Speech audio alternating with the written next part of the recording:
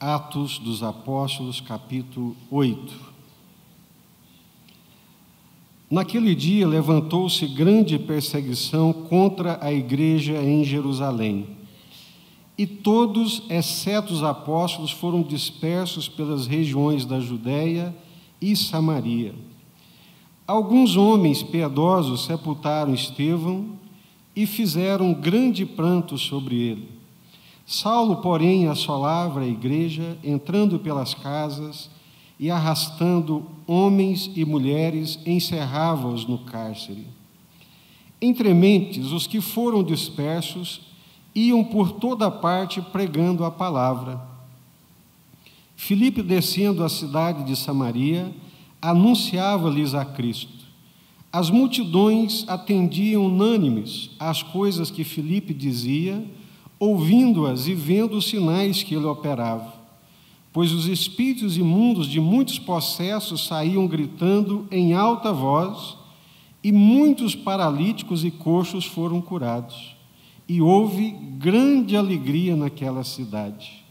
Ora, havia certo homem chamado Simão, que ali praticava a mágica, iludindo o povo de Samaria, insinuando ser ele grande vulto, ao qual todos davam ouvidos, do menor ao maior, dizendo: este homem é o poder de Deus, chamado o grande poder.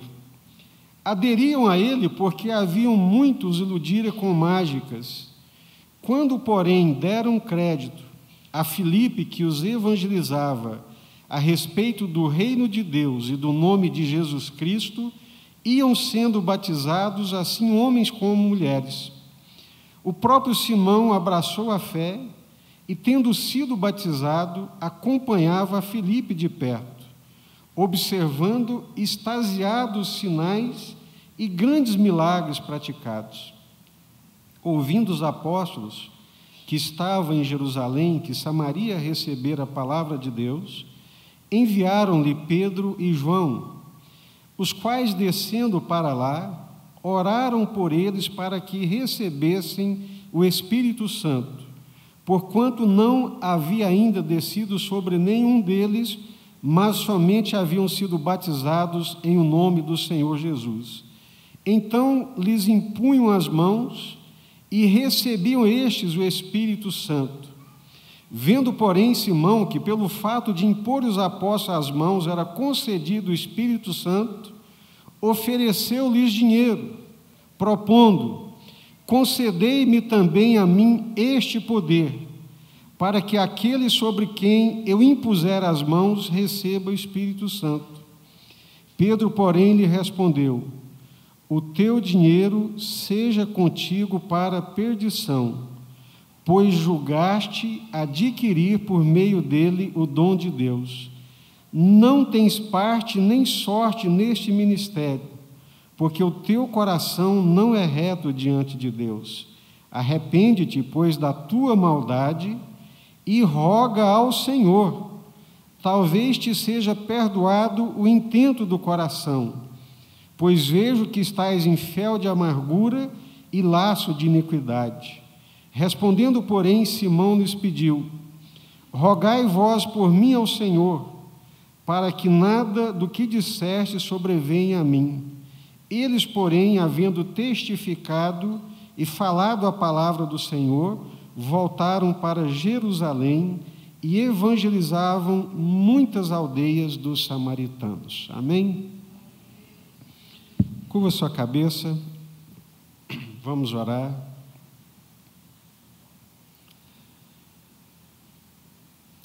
Senhor, como é bom estarmos aqui reunidos em Tua presença.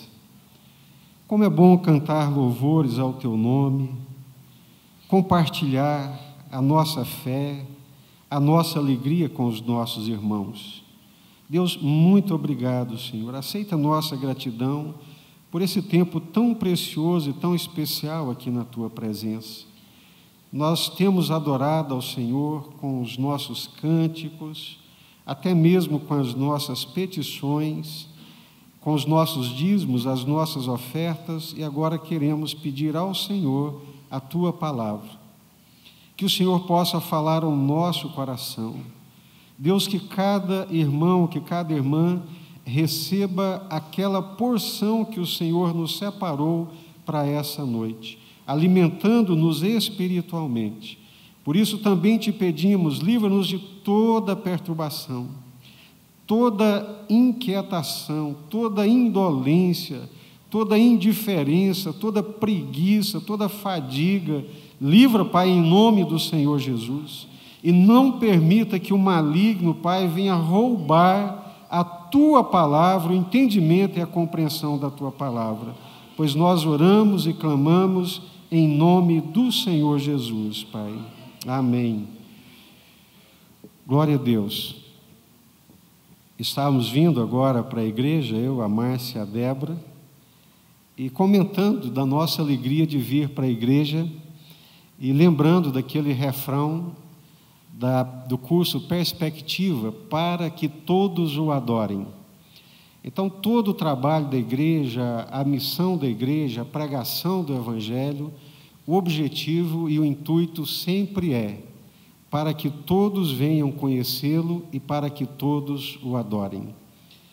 Eu não sei o que está acontecendo, Dani, ele está zoando aqui, eu estou me perdendo aqui na fala. Está como se eu estivesse falando dentro da minha própria cabeça. Então, para que todos o adorem. E vir para cá à noite é única e exclusivamente com esse objetivo: adorar ao Senhor, bendizer o nome do Senhor, render graças ao Senhor, por todo o bem que o Senhor nos tem feito. Amém, meus irmãos?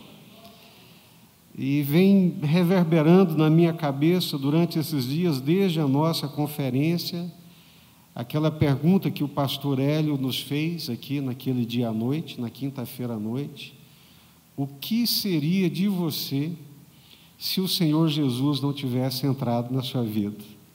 Estou olhando ali para o Mas, né, e me perguntando, ele com certeza também, Neto e muitos outros irmãos, Severo, né, os irmãos que estão aqui, onde é que você estaria se não fosse o Senhor na sua vida?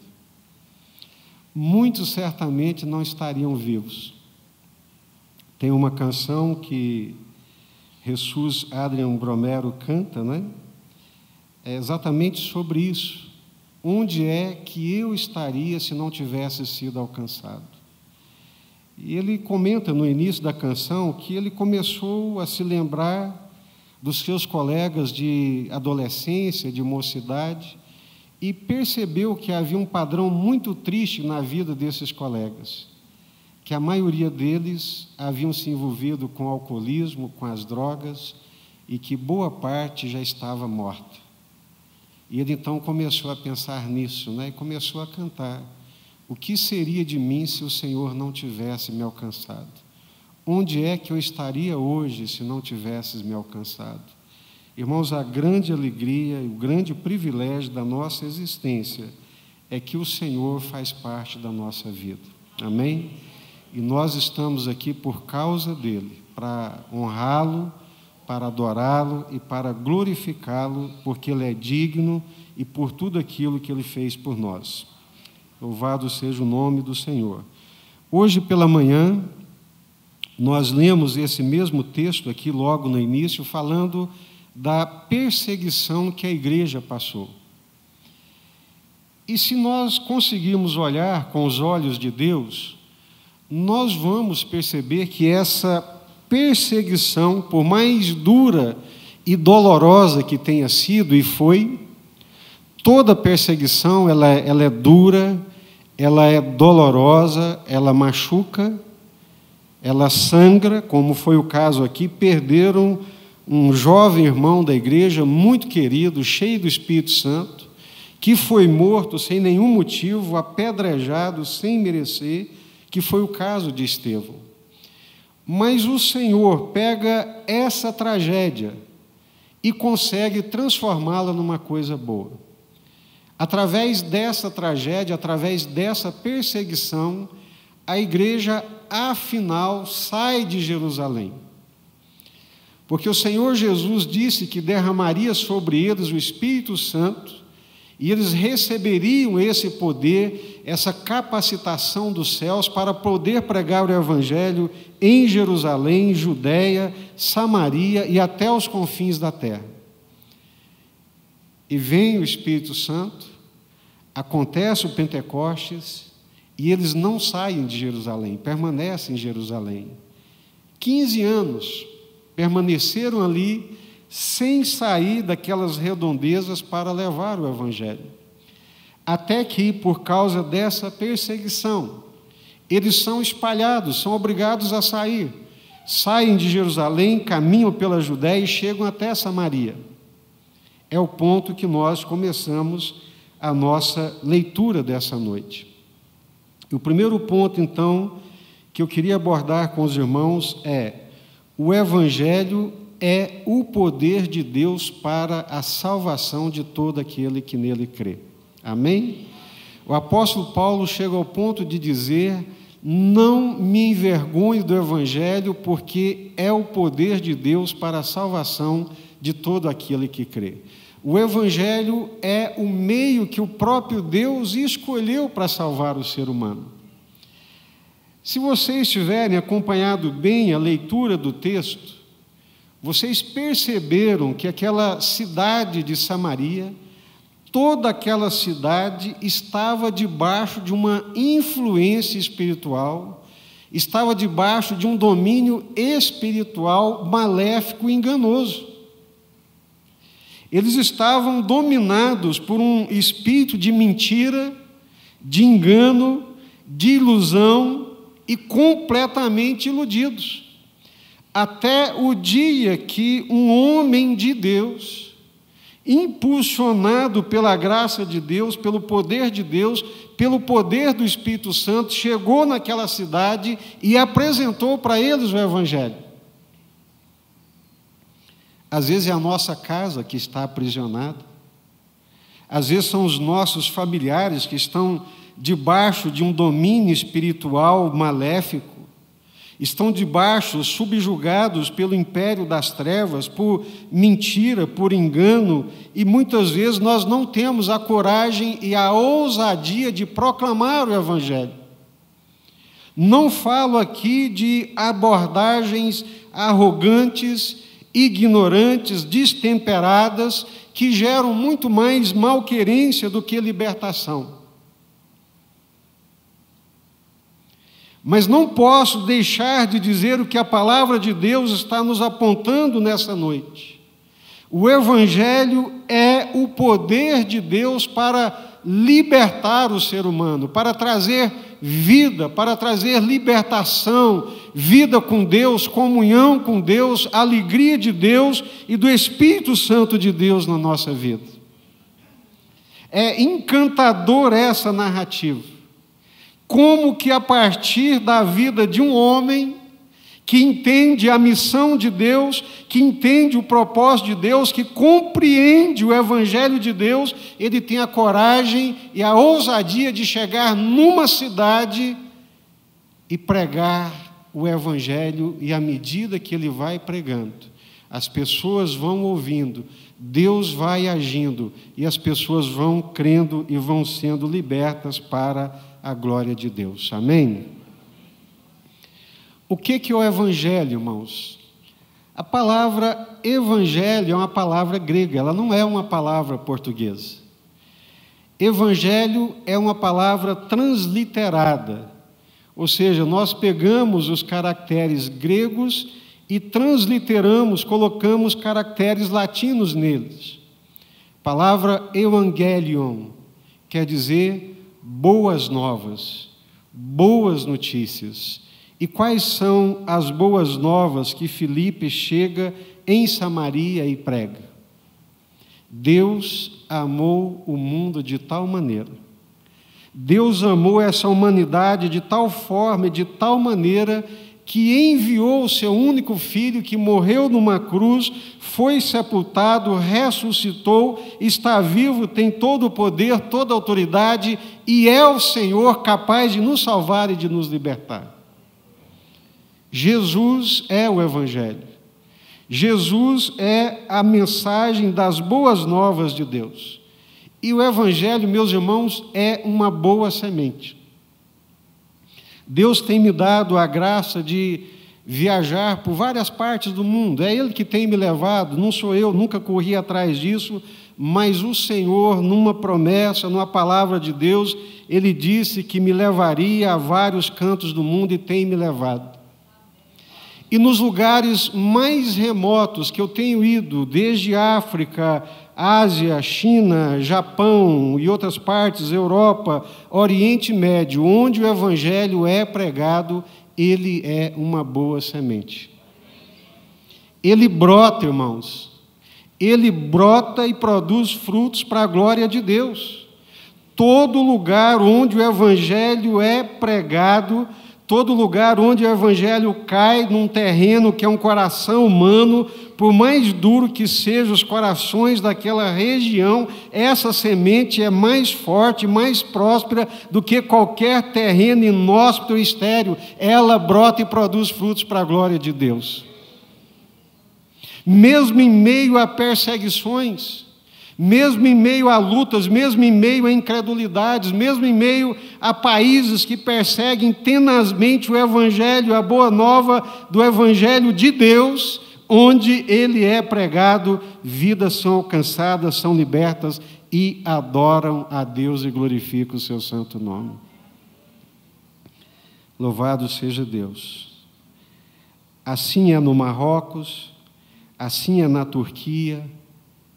Visitamos ali, quando estivemos, a igreja da Turquia, em meio a muita perseguição, a muito temor, agentes infiltrados no seio da igreja, mas toda a ação estatal, todo o poder estabelecido que tentava sufocar essa semente não conseguia, porque ela é o poder de Deus. O Evangelho é uma boa semente. Onde ele é pregado, ele gera frutos para a glória de Deus, ele é o poder de Deus para a salvação de todo aquele que crê. É lamentável que, enquanto o Evangelho não chega, as pessoas estarão debaixo de influências espirituais maléficas. É da natureza do ser humano, e a gente sabe disso. É da natureza humana, nós fomos criados por Deus, e existe dentro de nós esse senso da realidade da presença de Deus. E se não conhecermos o caminho, a forma estabelecida por Deus, buscaremos outros atalhos, outras tentativas, outras manifestações, e sem o saber e por engano, poderemos estar sem o Evangelho, debaixo de ilusões, de armadilhas espirituais da maldade e da esperteza de homens malvados que não buscam a glória de Deus. Assim estava Samaria. Havia ali um homem que vocês acompanharam pela leitura do texto, chamado Simão, que ali praticava a mágica, iludindo o povo de Samaria, insinuando ser ele grande vulto. E todos lhe davam ouvidos, do menor ao maior, e chegava a um ponto de dizer: este homem é o poder de Deus. E era chamado de o grande poder. Ó Deus, santa ignorância! Que ilusão!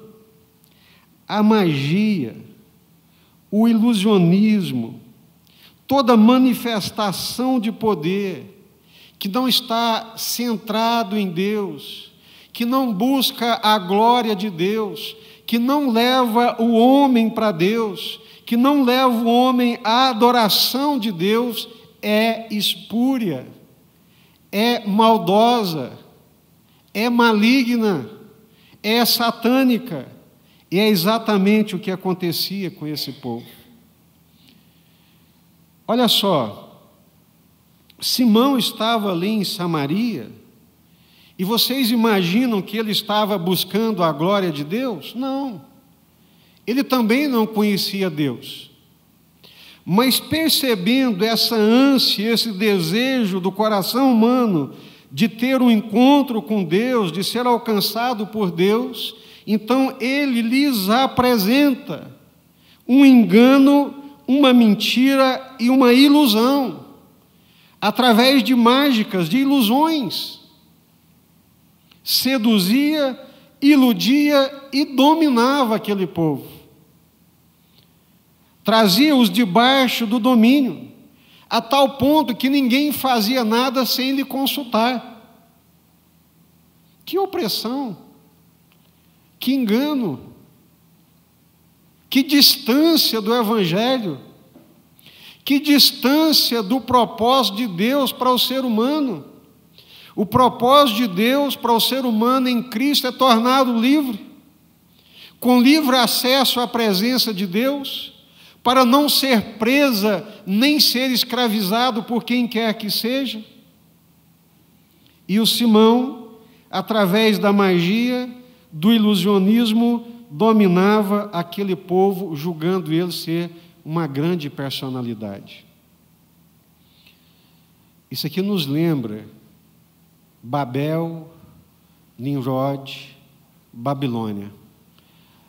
Toda manifestação de poder, toda manifestação religiosa que eleva alguém acima de Deus, onde Deus não é o centro, onde Jesus não é o centro, onde o homem é o centro, grandes personalidades, grandes nomes. Abra os olhos, tem falsidade aí, tem mentira, tem engano, tem ilusão, porque quando é de Deus, movido por Deus, a glória vai ser de Deus. O nome grande e exaltado vai ser o nome de Deus. O nome que vai ser reconhecido, celebrado e adorado é o nome de Deus. Toda e qualquer forma, irmãos, de manifestação de poder, onde Deus não é a fonte, onde o Senhor não é a fonte, é maligna e é enganosa. Eu já contei para vocês, mas eu me lembro, alguns anos atrás, eu estava indo para Goiânia com um colega, nós íamos fazer uma prova em Goiânia, e ele me ofereceu carona, eu aceitei a carona, e depois descobri que eu ia ser carona de outra carona juntamente com ele. Naquela altura, fazer o quê? Aí entramos no carro, né, da pessoa desconhecida, eu sentei lá atrás, os dois sentaram à frente, e eu já estou desconfortável, porque estou sendo carona, boca fechada, assustado, enjaulado ali atrás. Aí os dois começam um papo, eu falo, isso aí não vai dar certo, vai sobrar para mim. E eles começam lá uma história de biorritmo, de sei lá o quê, naquela época estava muito em voga, que era uma forma de conhecer a Deus, que podia chegar-se ao conhecimento de Deus através de biorritmo, não sei o que mais. E eu estou aqui estatalado, olhando pelo retrovisor, os dois conversando, e de repente aquela conversa passa para o horóscopo, e eu sou do signo não sei das quantas, e você é do qual, e de repente realmente sobrou para mim. O dono do carro, o motorista, me encarou pelo retrovisor e falou, e você, meu amigo, aí atrás, qual que é o seu signo? Eu sou encolhido por natureza, eu sou tímido, né? Mas naquela hora, aquela coragem do Espírito Santo, né, eu encarei o retrovisor e falei assim, meu amigo, eu não sou guiado por essas coisas. Você é crente, né? Você é crente, você é evangélico. Eu sou sim, graças a Deus. Eu sou guiado por Jesus, sou guiado pela palavra de Deus, sou guiado pelo Espírito Santo de Deus. Amém, meus irmãos? O Evangelho é o poder de Deus que nos liberta, nos permite livre acesso à presença de Deus e nos dá direção. Amém? Um servo de Deus, uma serva de Deus, não é uma pessoa que é como a moinha que o vento espalha. Está lá no Salmo 1. Aquele que não anda no caminho dos pecadores, não se assenta na roda dos escarnecedores, mas que lê a palavra de Deus, medita na palavra de Deus, ele é guiado pela palavra de Deus, ele é como uma árvore plantada junto a ribeiros d'água. Os ímpios não são assim. Os ímpios são como a moinha que o vento espalha. Quando eu li isso a primeira vez, eu entendi de imediato o que significa moinha que o vento espalha. Eu ainda sou daquela época que a gente plantava feijão, esperava o feijão secar, você ia lá, arrancava, juntava aquela monte de feijão, pegava umas varas bem grandes, ia batendo naquelas vagens para o feijão soltar, e quando o feijão soltava, ficava cheio de palha e de moinha. Aí você tinha que pegar uma pá para poder abanar o feijão, e à medida que você ia jogando o feijão para cima, o vento ia levando a moinha, e você não sabia sequer onde é que aquela moinha ia parar. Então, o servo de Deus, alcançado pelo Evangelho de Deus, alcançado por Jesus, que tem o Espírito Santo de Deus, não é guiado por ilusões, não é guiado por mágica, não é guiado por horóscopo, não é guiado por essas coisas, mas ele é guiado por Deus, pela palavra de Deus, pelo Espírito Santo de Deus. Nós temos a palavra de Deus que ilumina o nosso entendimento e a nossa compreensão, meus irmãos. Lâmpada para os meus pés é o quê? Luz para o meu caminho é a tua palavra. O crente, o servo de Deus, ele medita na palavra de Deus, ele lê a palavra de Deus, ele busca a instrução da palavra de Deus, ele se alimenta da palavra de Deus para não ficar perdido, para não ficar desorientado.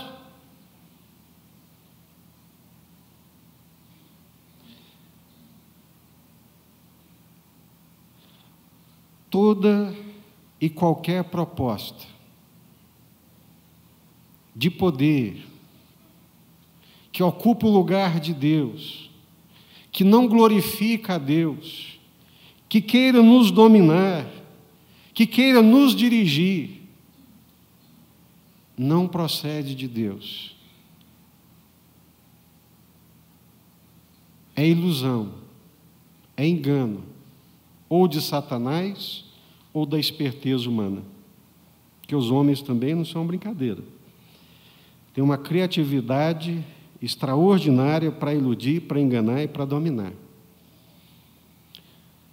Então, nós aprendemos aqui, primeira coisa, o Evangelho é o poder de Deus para libertar o ser humano. Segunda coisa, existem formas de engano e de espiritualidades que são falsas. Você sabia que o mundo hoje, ele saiu do ceticismo, ainda tem, mas o mundo hoje é um mundo muito mais espiritualizado, que as pessoas estão muito mais abertas para experiências espirituais, que as pessoas são muito mais sensitivas, muito mais sensoriais, muito mais abertas. É o mundo de hoje. Só que existem manifestações espirituais, existem formas de celebração em nome de Deus que são malignas e demoníacas. E tem muito crente que não tem entendimento. Tem muito crente que não tem percepção. Ele acha que toda manifestação espiritual tem aquela áurea de espiritualidade, tem aquela, vamos dizer assim, aquele sensitivismo, aquela coisa espiritual. Ele acha que aquilo é de Deus, é de Jesus. Não. Tem coisa que não é. É espiritual, é uma manifestação espiritual, é uma experiência espiritual, mas é demoníaca, é maligna. Não é do Senhor. não é do Espírito Santo. Ah, pastor, mas como é que eu vou saber? Muito simples. Glorifica Jesus, aponta para Jesus como o único caminho, aponta para Jesus como as boas novas de Deus, aponta para Jesus como a resposta de Deus. Não. Então, não é de Deus. O Evangelho é o poder de Deus para libertar o ser humano. Há manifestações espirituais que não passam de ilusões e de enganos. E é triste saber, e o texto está dizendo, que uma cidade inteira era dominada por uma força espiritual maligna através de um homem que não conhecia Deus, que usava do artifício, do engano e das ilusões, e com isso conseguia dominar uma cidade inteira. Mas não é de estranhar, porque lá em Apocalipse fala que Satanás, o grande ilusionista, que ilude o mundo inteiro. Satanás é perito na arte do engano, ele é perito na arte da ilusão, é perito na arte de iludir. Se ele ilude o mundo inteiro, não é de admirar que uma cidade está iludida, dominada por um engano, por uma mentira. Por isso, meus amados e queridos irmãos dos dias atuais que leem muito pouco a palavra de Deus, e quando leem, não leem honestamente, e quando leem, não leem como se ela fosse pão de cada dia, e quando leem, não leem para extrair dela o alimento como sendo algo vital, mas que fazem, quando fazem, leituras rasas. Eu fiquei surpreso, e vou falar aqui porque é de casa, é da nossa casa. Reunido com os adolescentes da nossa igreja, eu lhes perguntei por que João Batista havia sido morto. A maioria deles sequer sabia quem era João Batista. E não sabiam por que João Batista havia sido morto.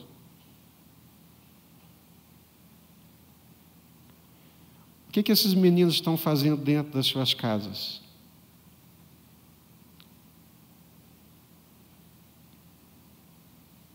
O que vai ser desses meninos quando chegarem na universidade? Vão ser presa de ideologias encasteladas, fortes, dominadoras, bem preparadas, porque não conhecem Deus, não conhecem a palavra de Deus, não são instruídos na palavra de Deus. Não há, meus irmãos, nenhuma possibilidade, se você não gasta tempo, se a leitura da palavra, se a meditação na palavra não é algo recorrente dentro da sua casa, não espere grandes coisas e milagres da parte dos seus filhos, eles vão simplesmente reproduzir.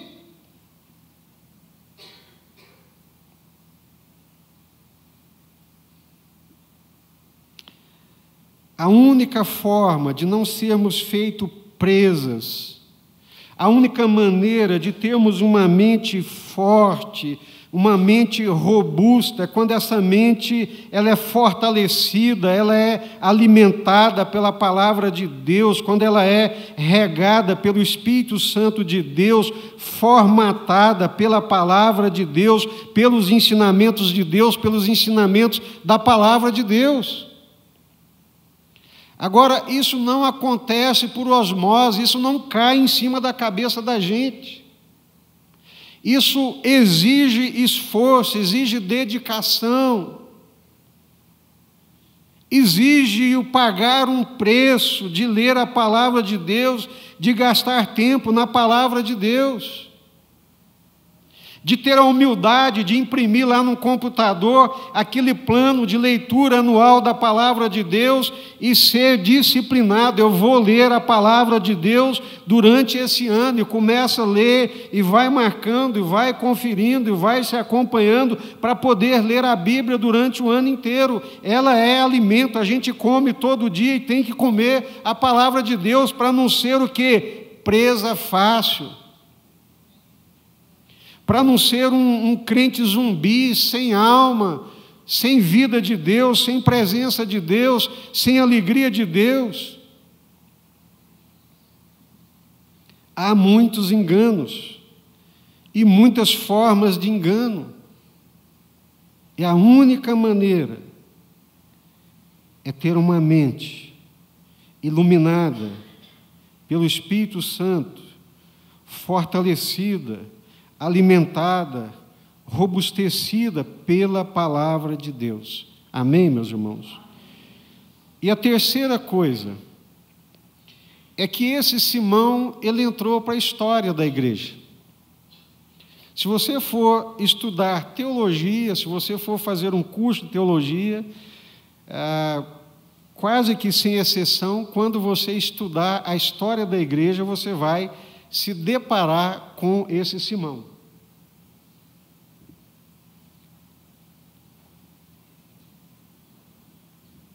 Porque a atitude de Simão, ela entrou para a história, ela cunhou um conceito. É o famoso conceito de simonia. Se você abrir o seu dicionário lá, procurar no dicionário, eu fiz isso, procurei no dicionário, o que é simonia? Vou ler para vocês.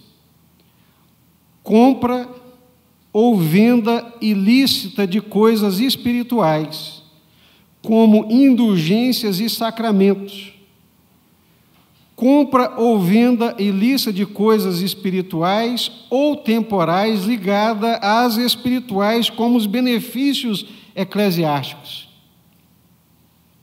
Como hoje o mundo é o mundo da informação, fui lá no dicionário, Wikipédia, o que é simonia? É a venda de favores divinos, bênçãos, cargos eclesiásticos, prosperidade material, bens espirituais, coisas sagradas, perdões, objetos ungidos, etc., em troca de dinheiro. Eu falei, gente do céu, esses incrédulos estão sabendo mais das coisas do que nós mesmos? Que está lá na Wikipédia, está lá no dicionário. O que é simonia? É a venda de favores divinos, bênçãos, cargos eclesiásticos, prosperidade material, bens espirituais, coisas sagradas, venda de perdões, venda de objetos ungidos, em troca de dinheiro. É o ato de pagar por sacramentos e, consequentemente, por cargos eclesiásticos ou posições na hierarquia da igreja. A etimologia da palavra simonia provém de Simão, o mago, personagem referido nos Atos dos Apóstolos, capítulo 8, versículos 18 e 19, que procurou comprar de Pedro o poder de transmitir pela imposição das mãos o Espírito Santo ou de efetuar milagres.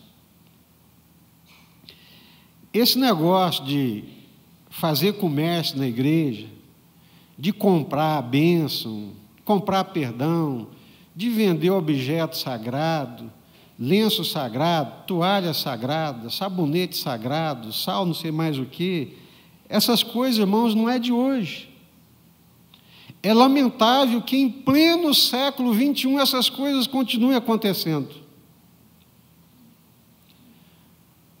O Simão, que nós acabamos de ler aqui, quando viu Pedro impondo as mãos sobre as pessoas, e as pessoas eram curadas, e as pessoas eram cheias do Espírito Santo, recebiam o Espírito Santo, o Simão ficou ali ligado, ficou antenado, admirado com aquele negócio, e falou, não, eu preciso desse poder.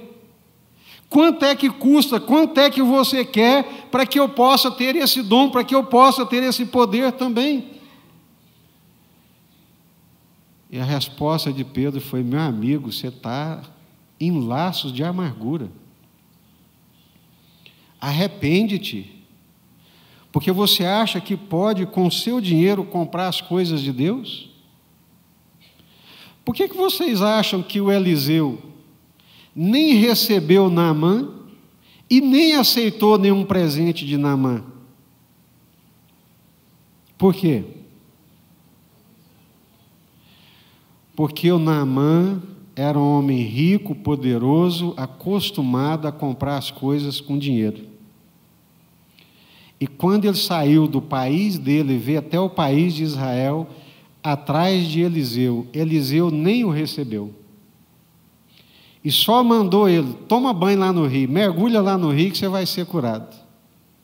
Qual que foi a reação do Naamã?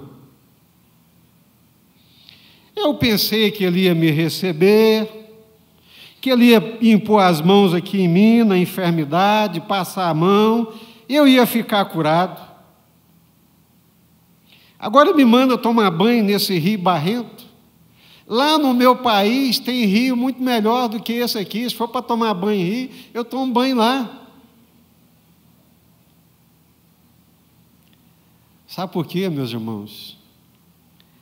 Naamã é um general rico, poderoso, político, acostumado às bajulações que a fama, que a representação e que o dinheiro oferece.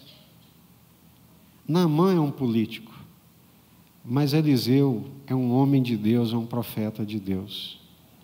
Aqui, a sua fama, a sua ostentação, a sua posição e o seu dinheiro não vale absolutamente nada, Naamã. Aqui, se você quiser a graça de Deus, você tem que entrar pela porta como todo mundo entra, e é de joelho, e é arrependido, e é agachado para poder passar pela porta estreita de Deus. Mas a simonia e esse espírito maligno da simonia depõe contra a graça de Deus e contra o Evangelho. A graça de Deus não pode ser comprada e nem vendida, meus irmãos. O Senhor Jesus, em Mateus capítulo 10, quando enviou os discípulos de 2 a 2, Mateus capítulo 10, que vocês conhecem bem, Jesus lhes diz assim: curai enfermos, ressuscitai mortos, purificai leprosos, expeli demônios, de graça recebestes, de graça dai.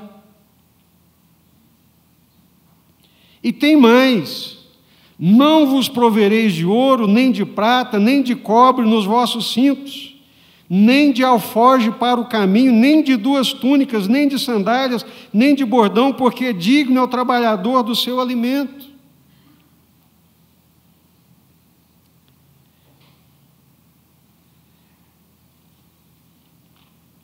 O exemplo apostólico, Paulo escrevendo aos Coríntios, ele diz assim: porque nós não estamos como tantos outros, mercadejando a palavra de Deus, antes, em Cristo é que falamos na presença de Deus com sinceridade e da parte do próprio Deus. Ainda em 1 Tessalonicenses capítulo 2, versículo 5, a verdade é que nunca usamos de linguagem de bajulação, como sabeis, nem de intuitos gananciosos. Deus disso é testemunha. 1 Pedro capítulo 5, 2, pastoreai o rebanho de Deus que há entre vós, não por constrangimento, mas espontaneamente, como Deus quer, nem por sorte da ganância, mas de boa vontade.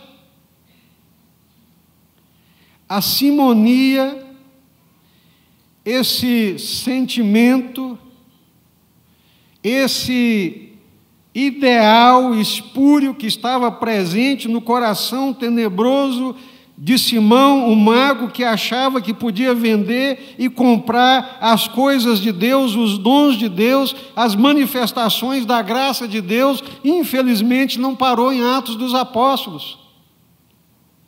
Paulo está dizendo que nós não agimos como tantos outros, não mercadejamos a palavra de Deus, não somos movidos por sentimentos gananciosos. E foi por causa disso que aconteceu a Reforma Protestante. No século XVI, o historiador diz o seguinte: curiosamente, em certo sentido, a Reforma Protestante surgiu como consequência de dois casos de simonia. Um deles foi a compra do arcebispado de Mainz, ou Mogúncia, na Alemanha, pela poderosa família Hohenzollern, mediante uma negociação questionável com o Papa Leão X, envolvendo altas somas de dinheiro. O segundo caso ocorreu quando o novo arcebispo e futuro cardeal Alberto de Brandeburgo promoveu uma venda especial de indulgências, cujos rendimentos foram utilizados em parte para saldar a dívida da compra do arcebispado, sendo a outra parte entregue ao Papa para financiar a construção da Catedral de São Pedro em Roma. A reação de Martinho Lutero contra esse comércio do perdão, mediante suas 95 teses, foi o estupim da Reforma. O ano passado nós celebramos os 500 anos da Reforma Protestante, que a intenção do Martinho Lutero não era dividir a igreja. Nunca passou pela cabeça dele, como homem temente que era, causar uma ruptura e uma divisão na igreja. Mas o que faz com que ele se levanta é exatamente a venda de indulgências. Pessoas que andavam vendendo o perdão de Deus. Os direitos de bispados que eram vendidos. O sujeito nem tinha o temor de Deus, nem conhecia as ordens da igreja, nem a palavra de Deus, mas comprava o direito de bispado e virava o bispo da região para poder receber os dízimos. Virou um comércio. Aí surge a Reforma Protestante. Durante séculos, o ministério protestante foi caracterizado por elevados padrões éticos, especialmente na sensível área das finanças. Seguindo o exemplo de Cristo e seus apóstolos, a maior parte dos pastores e líderes procuravam realizar o seu trabalho como uma expressão de serviço desinteressado a Deus e às pessoas, isento de ambições materiais. Mesmo indivíduos de grande projeção, como avivalistas e evangelistas de massa, Wesley, Whitefield, Spurgeon, Billy Graham e outros, jamais usaram de seu grande carisma e influência para auferir vantagens pecuniárias e aumentar o seu patrimônio. Tal comportamento sóbrio e consciencioso ocorreu em todos os ramos do protestantismo, tanto os tradicionais ou históricos, como mais tarde os pentecostais clássicos. Quando eu estive na Inglaterra, visitando Londres, 2 lugares eu queria ir.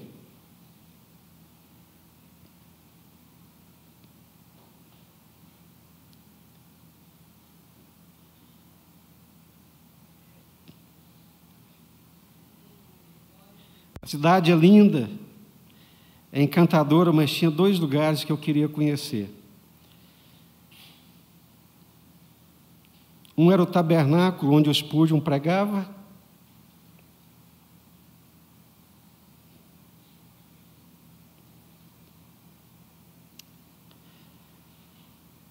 E outro era a igreja onde John Wesley pregava.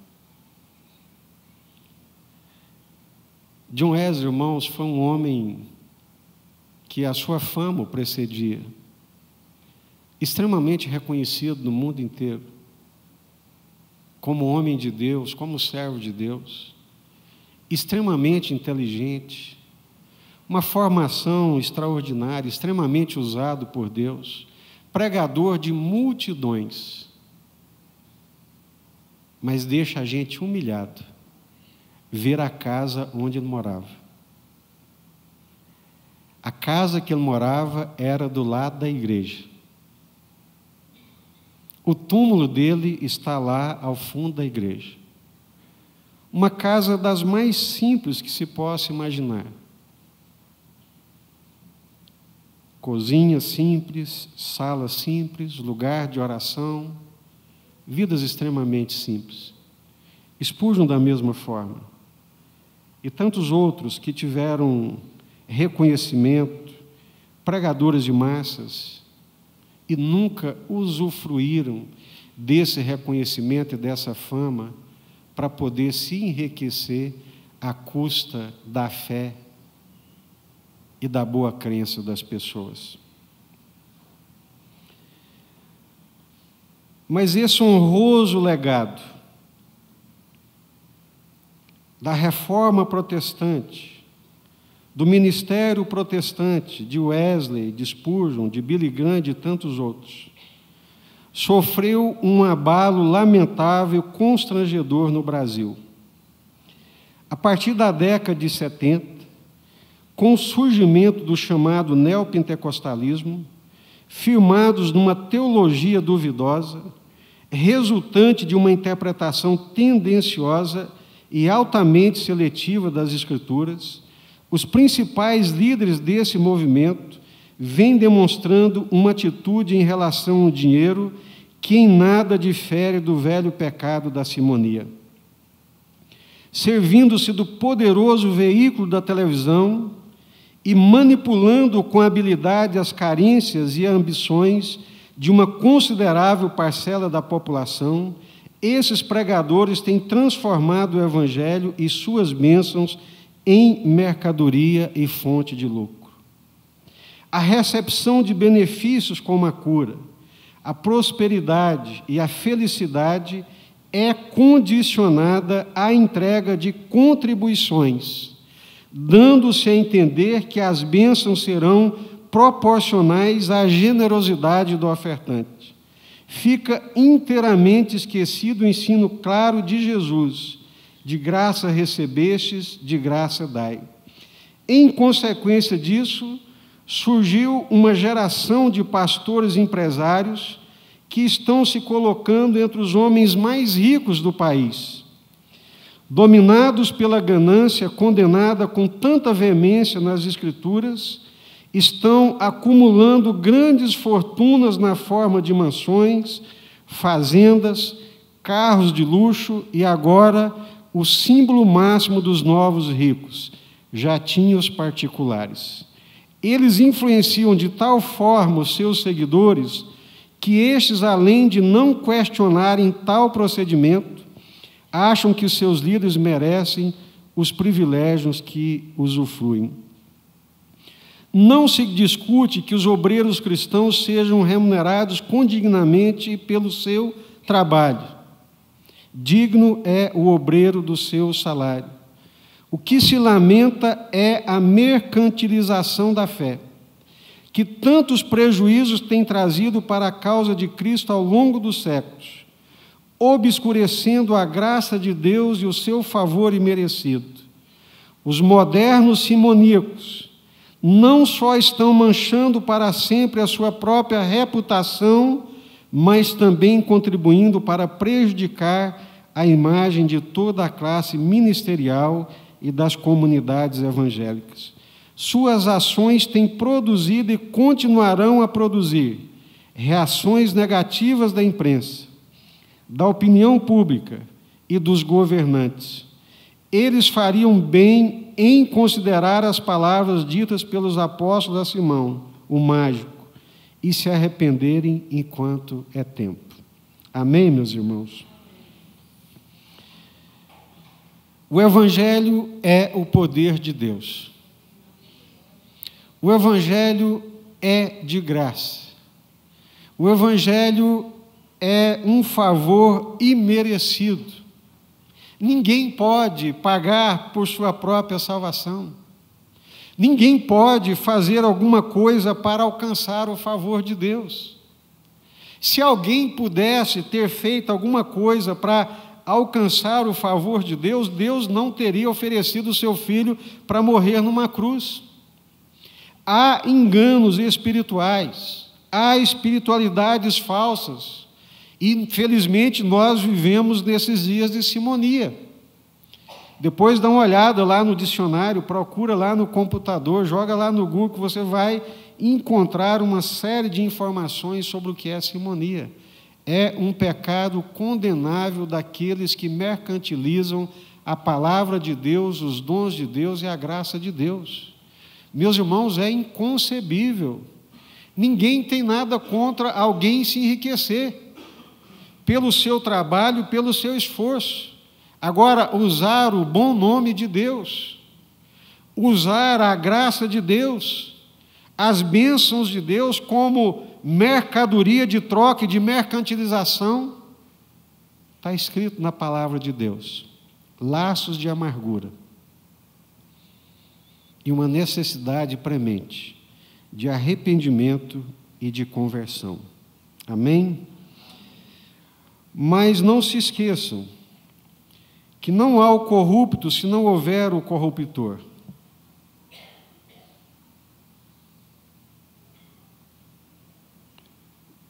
Se Pedro e João não fossem homens de Deus, que buscavam acima de tudo a glória de Deus, eles poderiam facilmente ter sucumbido às más intenções de Simão, negociado, vendido, barganhado o dom de Deus.